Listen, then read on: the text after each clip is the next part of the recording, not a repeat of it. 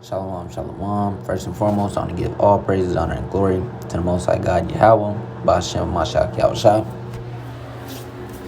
And today's topic, I want to go into Ecclesiastes chapter 5, and I'm going to read these first 3 verses.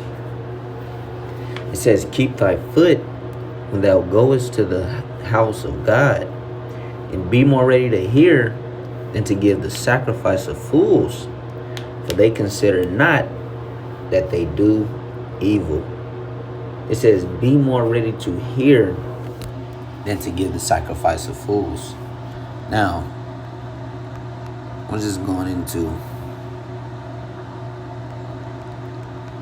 if I can spell, boom. Sirach 7 and 14. It says, use not many words in a multitude of elders, and make not much babbling when thou prayest. You're not supposed to use a multitude of words when you go into the house of the Lord. You're not supposed to give the sacrifice of a fool. You're not supposed to be talking. You're supposed to be more ready to hear. Be more ready to hear than to give a sacrifice of a fool. A sacrifice of a fool is someone offering up a unclean thing or an unjust thing, something that's not righteous. You always want to be more ready to hear than to give the sacrifice of fools. It says, for they consider not that they do evil. You know, you may be a brother that's kind of new, maybe not even new in the truth. You may be a brother that's new. It's like you may be a brother that want to make yourself equal to another man, or equal to another speaker, or equal to somebody else, and you come up and you try to speak and make yourself equal with him and talk while he's talking, and you doing more harm than good. You know, maybe that brother is more knowledgeable than you at this subject or at this topic, and he can get the job better. He can do it more efficiently, but yet you aren't more ready to hear. You want to get a sacrifice of fools. You want to make yourself equal. Let me see. I think could be tripping.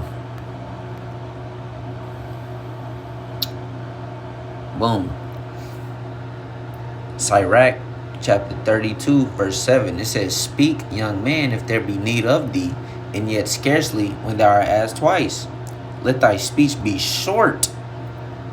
Let thy speech be short, comprehending much in few words. Be as one that knoweth, and yet holdeth his tongue. You're supposed to be as one that knoweth, and yet holdeth his tongue. You're not supposed to always be speaking. You're not the main one that's supposed to be talking. Mind you, it says, young man, you let the elders talk. You let the elders in the truth bring it out. Let thy speech be short, comprehending much in few words. You want to speak a few words. Be as one that knoweth, and yet holdeth his tongue. Hold on, I gotta grab something real quick.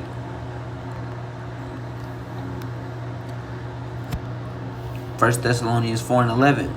In that ye study to be quiet, and to do your own business, and to work with your own hands, as we commanded you. You're supposed to be out here studying to be quiet. You're supposed to study to we study to give an answer. We study to give an answer. You know, we study and learn things and gain wisdom that we may help others. But until your time has come, until you're actually ready, you study to be quiet. It's not always efficient or sufficient for you to speak during that time. It's not always well for you to speak during that time. Sometimes it's better for you to listen than to get a sacrifice of fools. Verse 9, Sirach 32 and 9, it says, if thou be among great men, make not thyself equal with them. And when ancient men are in place, use not many words. Use not many words. If you're around great men, don't try to make yourself equal. If I'm around a bunch of brothers that I look up to, that brought me into the truth, that taught me a lot of things I know, I'm not finna go up to them and try to teach them. I'm not finna go up to these brothers and be like, well, y'all, you know this, that, and the third, and I'm trying to spit game to them, and I'm trying to make myself equal. That way I look good in the eyes of men. I'm not finna do that. If you among great men, make not thyself equal with them. Because if I start doing that, I'm going to start using the multitude of words. And we're finna figure out what a multitude of words are going into. But I'm going to start using a multitude of words, and then I'm going to become a fool. And I'm going to get a sacrifice of a fool. It says, and when ancient men are in place, use not many words. When you got elders around you, you scarcely speak.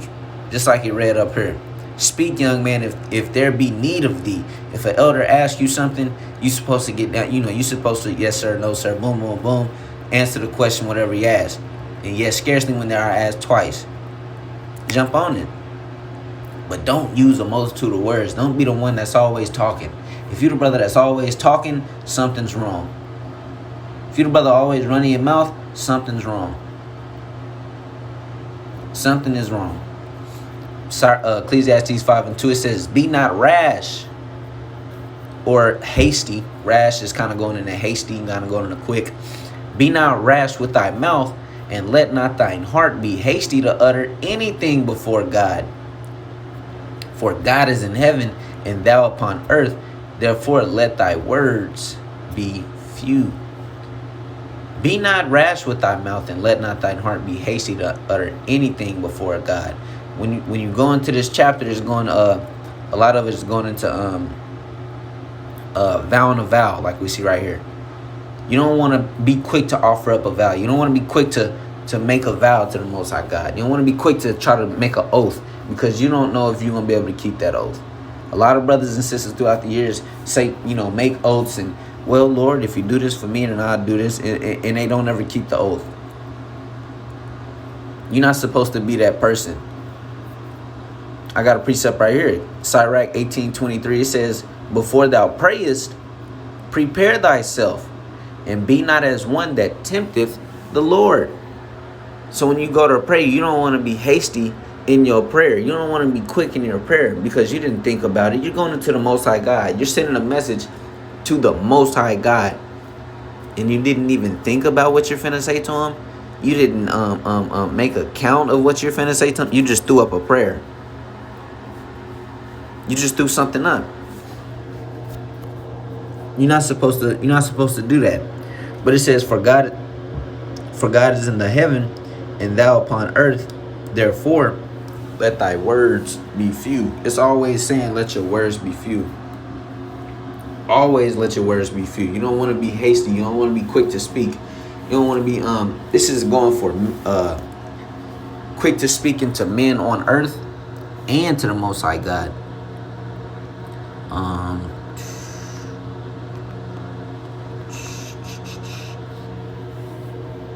Boom. Sirach 21:16. Sirach 21:16. It says, the heart of fools is in their mouth, but the mouth of the wise is in their heart. So the mind of fools is in their mouth, meaning anything that comes to their mind, they're quick to speak on it. As soon as they think about a song, they start saying the song.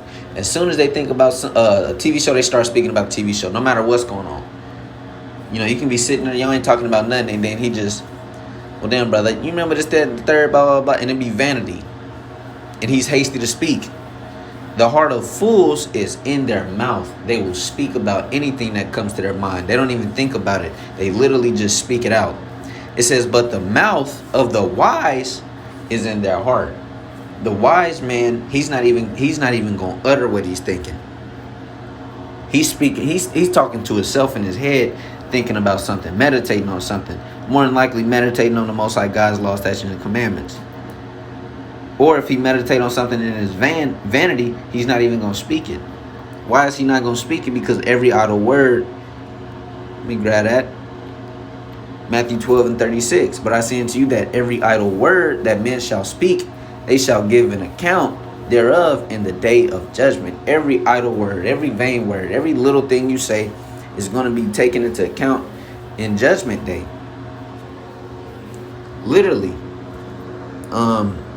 That's why you're not supposed to use a multitude of words. That's why you're not supposed to speak a lot. Verse 3. For a dream cometh through the multitude of business, and a fool's voice is known by multitude of words. A fool's voice is known by multitude of words. Proverbs 10 and 19, in the multitude of words there wanteth not sin, but he that refraineth his lips is wise. When you look at that word wanteth, it's going into lacketh. In the multitude of words there lacketh not sin, but he that refraineth his lips is wise. When you're speaking a lot, you're doing a lot of vain babbling, and you're talking, you're not going to lack in sin. Is sin going to be right there waiting? Sin is waiting right there because you're speaking a lot. You're speaking so much, especially a fool. Sirach 27:13. The discourse of fools is irksome, and their sport is in the wantonness of sin. What is this going into? The discourse of fools is irritating, and their conversations, their jokes is always in sin. Their jokes and they laughing and all this, that, and the third is always around sin. That's the fool's conversation. The fool's conversation is they laughing about how they can murder somebody. The fool's conversation is they laughing and joking about how they can sleep with somebody's wife. A fool's conversation is irksome, and they use multitude of words and jokes about sin. You know, you always want to watch your mouth. This is James. This is James chapter 3. I'm gonna start at 5. James 3 and 5. Even so the tongue is a little member, and boasteth great things. Behold, how great a matter a little fire kindleth. And the tongue is a fire, a world of iniquity. So is the tongue among our members, that it defileth the whole body, and setteth on fire the course of nature, and it is set on fire of hell.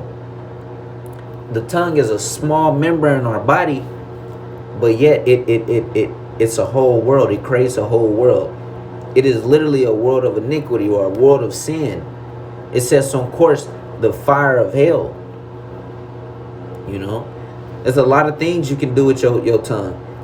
You can create good things with your tongue, and you can create bad things with your tongue. Always mind what you say. Think about what you're going to say. Ponder upon what you're going to say. Don't just be so quick and hasty to make a vow. Don't be so quick and hasty to speak. Don't be so quick and hasty to make thyself equal with great men. Don't be so quick and hasty to speak amongst elders. Don't be so quick and hasty to speak to the Most High God. Don't use vain words. Don't use a multitude of words, because in the multitude of words there lacketh not sin. So Lord willing, this is edifying. I want to give all praises, honor, and glory to the Most High God, Yahweh, Ba'ashem, Mashiach, Yahushua. And I want to say Shalom.